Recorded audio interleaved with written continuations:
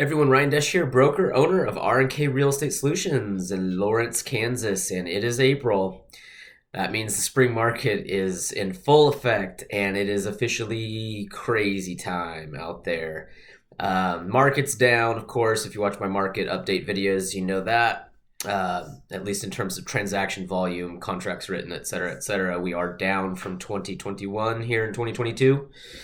Um, a lot of this hot market talk, and of course, everyone I run into asks about what's going on in real estate. It kind of, gets me thinking about, what's the future of the real estate industry. And I think that there is change that is inevitable in this industry. And quite rapidly, it's going to begin to sort of change the landscape of the industry as we know it. And it will be interesting to see where that all goes. I follow Inman News, which, if you're not familiar with Inman News, it's a real estate publication essentially that a lot of realtors, brokers, industry professionals subscribe to. And it's really focused, I think, on, kind of identifying change in the industry, trends, and the direction of things that are and the way things are going in the future of the industry, in addition to, news about large brokerage firms and companies and new companies in the marketplace and those kinds of things, new technologies. And there was an interesting article in there today. It was more of like an opinion piece. And I thought it was really interesting because I think it speaks to what we're going to be seeing more and more of in the future. And if before I get into that, the difference that I think R+K Real Estate has, what we do is embracing change and not being afraid of change, not fighting change, rather trying to usher change into the Lawrence marketplace, giving home sellers and buyers a choice of options that they maybe didn't have before. I think if you go to larger markets like places like Kansas City, St. Louis, Denver, Chicago, of course, you see stuff like we do all over the place. But in Lawrence, Kansas, it's still fairly uncommon to see someone who, and here's how we put it, is leveraging technology and change in the industry to the financial benefit of our clients. And so, we do that by offering full service real estate for drastically reduced commission rates, flat fees for sellers, buyer rewards for our buyer clients.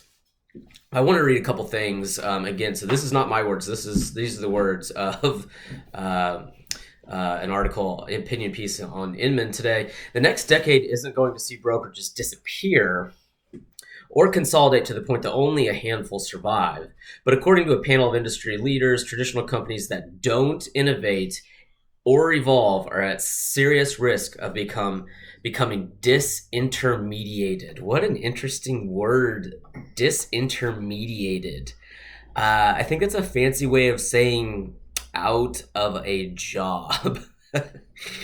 And I mean, I think that there's a lot of truth to that. What industry has there not been, a way that it's gone for so many years, and then a disruptor comes along, a new technology, a new idea, something that comes in that, the big old way just didn't see.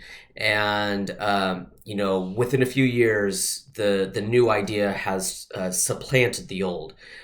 Think of not too recent past, Blockbuster Video. There's like one Blockbuster Video left in the entire world. When I grew up in the 90s, Blockbuster Videos were everywhere. You couldn't drive down the street, in a town without seeing a Blockbuster Video. And now they're nowhere. They don't exist.